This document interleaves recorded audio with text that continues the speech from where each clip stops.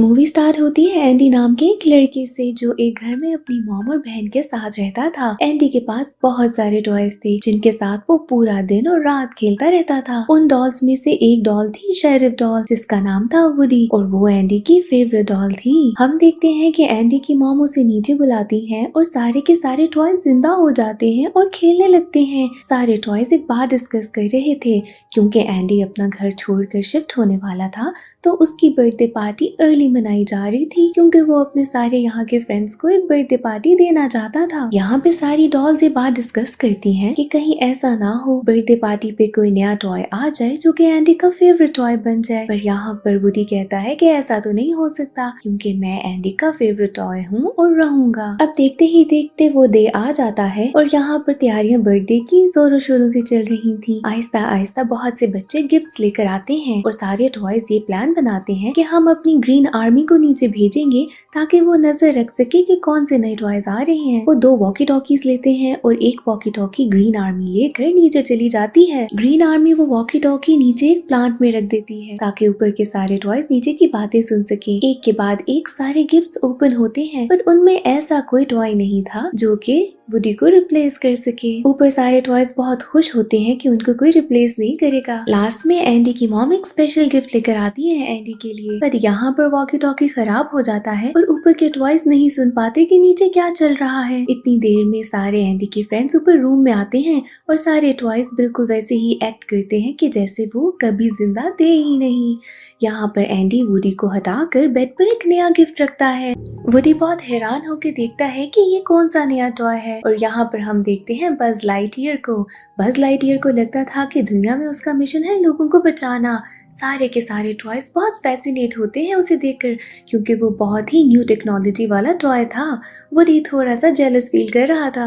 बज लाइटईयर बाकी सारे टॉयज को बताता है कि वो तो उड़ना भी जानता है। वुडी उसे बहुत समझाता है कि तुम एक टॉय हो, तुम रियल के बज लाइटईयर नहीं हो। यहाँ पर बज लाइटईयर उड़ के दिखाता है। हालांकि वो उड़ना जानता नहीं था बट ये स्टंट इतना अच्छा परफॉर्म होता है कि सारे टॉयज बहुत खुश होते हैं देखकर। कोई भी वुडी की बात को नहीं मानता। आहिस्ता आहिस्ता जैसे वक्त गुजरता है सबको पता चलता है कि अब एंडी को बज लाइटईयर ज्यादा पसंद है और वुडी उसका फेवरेट टॉय नहीं रहा। वुडी इस बात से बहुत उदास होता है। अब यहाँ पर बज लाइटईयर बाकी सारे टॉयज को भी ठीक करने लगता है और साथ साथ अपनी ट्रेनिंग भी देता है। नेक्स्ट हम देखते हैं कि उनके नेक्स्ट डोर नेबर एक लड़का आया है जो कि बहुत ही ज्यादा बदतमीज है। वो अपने टॉयज का बिल्कुल ख्याल नहीं रखता बल्कि उनको तोड़ देता है। ये सब देखने के बाद बज लाइटईयर कहता है कि हमें सिड को सबक सिखाना चाहिए, वो अपने टॉयज के साथ ऐसा नहीं कर सकता। एक दिन एंडी की मॉम एंडी को आकर कहती है कि हम चलते हैं पिज़्ज़ा प्लैनेट। यहाँ पर वो अपनी मॉम से पूछता है कि क्या वो अपना कोई टॉय साथ ले जाए। उसकी मॉम कहती है कि हाँ तुम एक टॉय अपने साथ लेकर जा सकते हो। यहाँ पर वुडी को लगता है कि एंडी तो बज लाइटईयर को ही साथ लेकर जाएगा तो वो प्लान बनाता है बट एंड टाइम पर प्लान थोड़ा खराब हो जाता है और कार लगती है बज लाइटईयर को जिसकी वजह से वो घर की विंडो से बाहर गिर जाता है। यहाँ पर वो कार सारे टॉयज को बताती है कि ये प्लान वुडी का था। सारे टॉयज वुडी को बहुत जजमेंटल लुक्स देते हैं कि तुम बज लाइटईयर को नीचे गिराना चाहते थे, तुम चाहते थे कि वो खराब हो जाए। सारे टॉयज अब सोचते हैं कि बज लाइटईयर को वापस ऊपर कैसे लाया जाए। इतने में रूम में आता है एंडी। वो बज लाइटईयर को ढूंढता है पर जब नहीं मिलता तो वो वुडी को ही अपने साथ ले जाता है। वुडी कार में एंडी के साथ होता है और परेशान भी था कि अब बज लाइटईयर का क्या होगा। बट इतनी देर में बज लाइटईयर ऊपर से जंप करता है और कार के अंदर आ जाता है। वो वुडी से कहता है कि मेरे प्लेनेट पे तो ऐसा कुछ नहीं होता पर तुमने यहाँ पर मेरे साथ अच्छा नहीं किया। वुडी बहुत खुश होता है कि बज लाइटईयर बिल्कुल ठीक है। इतनी देर में एंडी की मॉम एक पेट्रोल स्टेशन पर अपनी कार रोकती है रिफ्यूलिंग के लिए। बज लाइटईयर और वुडी अब लड़ रहे थे और लड़ते लड़ते ये दोनों कार से बाहर निकल जाते हैं। यहाँ पर गाड़ी स्टार्ट होती है और एंडी और उसकी मॉम निकल जाते हैं दूर। वुडी बहुत हैरान होता है कि अब ये क्या करेंगे, एंडी तक कैसे पहुंचा जाएगा। बज लाइटईयर कहता है कि तुम परेशान ना हो, मैं आउटर स्पेस में अपने प्लेनेट से हेल्प मंगवाता हूँ। वुडी को बहुत गुस्सा चढ़ता है कि तुम एक टॉय हो, ऐसा नहीं हो सकता। अब ये यहाँ वहाँ देख ही रहा था कि इसको एक ट्रक नजर आता है जो कि पिज़्ज़ा प्लेनेट का ही था। एंडी के पास जाने का यही रास्ता था। वुडी समझ आता है कि अब उसे बज लाइटईयर को लेकर यहाँ से निकलना पड़ेगा और वो अकेले एंडी तक नहीं जा सकता। बज लाइटईयर के बगैर अगर वो घर पहुंचा तो सारे टॉयज उससे बहुत नाराज होंगी कि उसकी वजह से बज लाइटईयर गुम गया है। वुडी बज लाइटईयर से कहता है कि मेरे पास एक स्पेस शटल है जो तुम्हें तुम्हारे प्लेनेट तक पहुंचा देगी, और इसी बहाने से वो बज लाइटईयर को उस ट्रक में बिठा देता है, जिसके बाद ये दोनों पहुंचते हैं पिज्जा प्लेनेट। यहाँ पहुंचते साथ ही एंडी को ढूंढने लग जाता है वुडी, और बज लाइटईयर सारी चीजें देखकर बड़ा हैरान होता है। पिज्जा प्लेनेट पूरे एक प्लेनेट जैसा डिजाइन किया गया था। वहाँ पर एक गेम ऐसी थी जो कि रॉकेट शेप थी, और बज लाइटईयर को लगा कि यही उसे अपने प्लेनेट पे लेके जाएगा। वुडी अब बज लाइटईयर को लिए बगैर तो एंडी के पास जा नहीं सकता था, तो उसे भी बज लाइटईयर को फॉलो करना पड़ता है। बज उस गेम के अंदर जब जाता है तो वहाँ पे छोटे छोटे एलियंस होते हैं। ये थी एक क्लॉ गेम। यहाँ पर हमें सिड भी नजर आता है, जिसने उस गेम के अंदर बज लाइटईयर को देख लिया था और अब वो बज लाइटईयर को ही चाहता था। सिड जैसे ही बज लाइटईयर को बाहर निकालता है तो वुडी भी उसके साथ ही बाहर निकल जाता है, और अब ये दोनों सिड के साथ उसके घर चले जाते हैं। यहाँ पहुंचकर उनको नजर आता है सिड का एक बहुत ही डरावना सा डॉगी। सिड अपनी बहन के कुछ टॉयज उठाता है और अपने रूम में चला जाता है, जहाँ पर ये देखते हैं कि वो कैसे उसके टॉय को तोड़ रहा है। यहाँ पर रात होती है और इन दोनों को बाकी सिड के टॉयज नजर आते हैं, जो कि बहुत ही बुरी हालत में थे। किसी का सर था, किसी का पैर, मतलब ये कि सारे ही डिफॉर्म थे। दूसरी तरफ एंडी के घर में भी बाकी टॉयज को पता चल जाता है कि वुडी भी अब मिसिंग है। सुबह होती है तो सिड वुडी के साथ खेलने लगता है। वो एक मैग्नीफाइंग ग्लास के साथ हीट उसको लगा रहा था। अब यहाँ पर सिड की मॉम उसे आवाज देती है, वरना आज तो वुडी जल जाता। अब यहाँ पर वुडी और बज लाइटईयर प्लान बनाते हैं कि उन्हें यहाँ पे भागना होगा। वुडी भागकर रूम से नीचे जाता है तो उसे सिड का डॉग नजर आता है। अब डर के ही दोबारा वापस ऊपर आ जाता है। बज लाइटईयर को लगता है कि उसे वुडी को बचाना होगा। ये दोनों प्लान बनाते हैं, बट यहाँ पर वुडी का वॉइस रिकॉर्डर ऑन हो जाता है, जिसके बाद वो डॉगी उठ जाता है। ये दोनों अलग अलग रूम में छुप जाते हैं, जहाँ पर एक टीवी था। बज लाइटईयर टीवी में देखता है कि उसी की एक कमर्शियल चल रही है। उसे लग रहा था कि शायद ये उसके प्लेनेट से कोई मैसेज है, बट उसको पता चलता है कि ये तो एक एड है। यहाँ पर इसे रियलाइज होता है कि वुडी ने उसके बारे में जो कुछ उसे समझाने की कोशिश की थी वो सब कुछ सच था।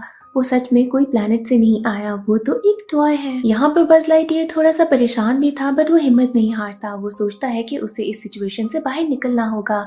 उसे एक विंडो नजर आती है। वो प्लान करता है कि मैं उड़ के ही रहूंगा। जैसे ही वो उड़ने के लिए जंप लगाता है, वो उड़ नहीं पाता और नीचे गिर जाता है। इससे उसका एक आर्म भी टूट जाता है। इतने में सिड की बहन वहाँ पर आती है और बस को उठाकर अपने रूम में ले जाती है। वुडी भी बस के पीछे पीछे वहाँ तक आ जाता है। वो बस से कहता है कि चलो निकलो यहाँ से, पर बस यहाँ पे बहुत ही ज्यादा सैड था। उसे समझ नहीं आ रही थी कि वो अपनी लाइफ में क्या करेगा। बज लाइटईयर से ये रियलिटी एक्सेप्ट ही नहीं हो पा रही थी कि वो एक सिंपल सा टॉय है। यहाँ पर वुडी को एक बहुत ही ब्रिलियंट प्लान आता है कि सिड की विंडो से वो एंड की विंडो तक पहुंच जाएगा। वुडी अपने सारे फ्रेंड्स को कहता है कि मेरी मदद करो, बट विंडो पे सारे फ्रेंड्स उसको मना करते हैं। वो कहते हैं कि तुम्हारी मदद हम क्यों करें, तुमने बज लाइटईयर को मार दिया था। वुडी उनको बहुत समझाता है कि बज मेरे साथ है, मेरी बात का यकीन कर लो, बट कोई भी उसकी बात नहीं सुनता और वो सब उसकी मदद करने से मना कर देते हैं। रात को सिड के सारे टूटे हुए टॉयज बज को वापस जोड़ देते हैं। उसका टूटा हुआ हाथ अब बिल्कुल ठीक हो गया था। सिड यहाँ पर प्लान बनाता है कि सुबह बिल्कुल अर्ली मॉर्निंग में वो एक रॉकेट के साथ बज को बांधेगा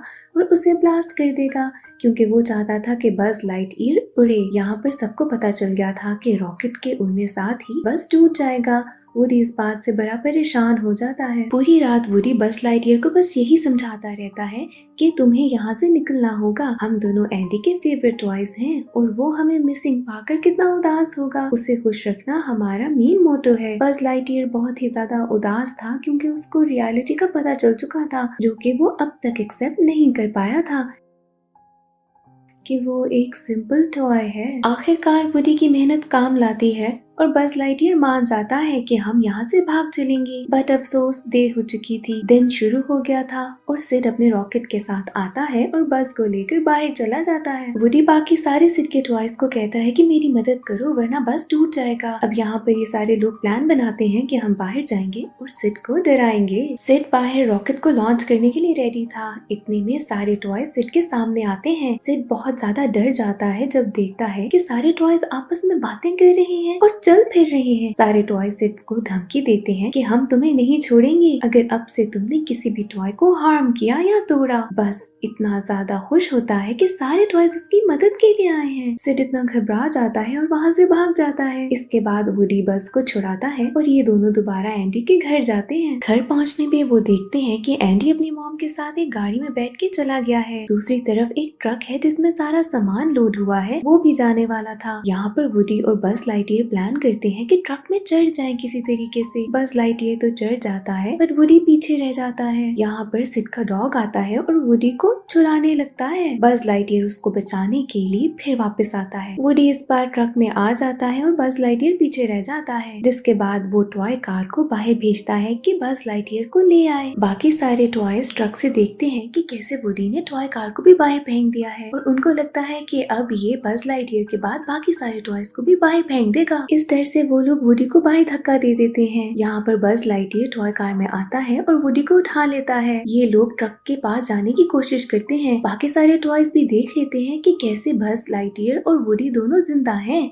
और बस बिल्कुल ठीक है। यहाँ पे सारे टॉय सोचते हैं कि इनकी मदद की जाए कि ये ट्रक में वापस आए। यहाँ पर टॉय कार की भी बैटरी लो होने लगती है। बस लाइटईयर को एक प्लान आता है और रॉकेट अभी भी उसके साथ जुड़ा था, क्यों ना इसको लाइट किया जाए। रॉकेट के ऑन होते साथ ही इनकी स्पीड बहुत तेज हो जाती है और ये ट्रक के बहुत पास आ जाते हैं। इसके फौरन साथ ही कार तो ट्रक में पहुंच जाती है और ये दोनों हवा में उड़ जाते हैं। बस लाइटईयर को पता चलता है कि रॉकेट अब फटने वाला है, तो वो उस टेप को अलग कर देता है और अपने विंग्स के साथ दोनों उड़ने लगते हैं। पहली दफा बस लाइटईयर ने अपने विंग्स को यूज किया था और ये चीज उसको बहुत अच्छी लगती है। इसके बाद ये दोनों हवा के साथ एंडी की कार में पहुंच जाते हैं, जिसके बाद विंडो से ये कार के अंदर आते हैं और एंडी इन दोनों को देखकर बहुत ज्यादा खुश होता है। नेक्स्ट सीन में हम देखते हैं कि एंडी अपने नए घर में शिफ्ट हो चुका है, जहाँ एक बार फिर गिफ्ट्स ओपन हो रहे हैं। क्रिसमस ट्री से सार्ज अपनी ग्रीन आर्मी के साथ नीचे उतरता है और यहाँ पर फिर सारे टॉयज जानना चाहते हैं कि कोई नया टॉय तो नहीं आ रहा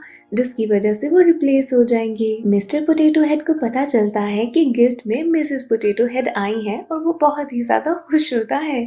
इसके बाद बस पूछता है वुडी से कि क्या तुम अब भी घबरा रहे हो कि कहीं नया गिफ्ट ना आ जाए और तुम रिप्लेस ना हो जाओ। वुडी कहता है कि नहीं, तुमसे ज्यादा बुरा गिफ्ट कोई नहीं आ सकता। अब यहाँ पर इनको एक छोटे पपी की आवाज आती है और ये दोनों एक दूसरे की तरफ देख के मुस्कुराते हैं और मूवी यहाँ एंड हो जाती है।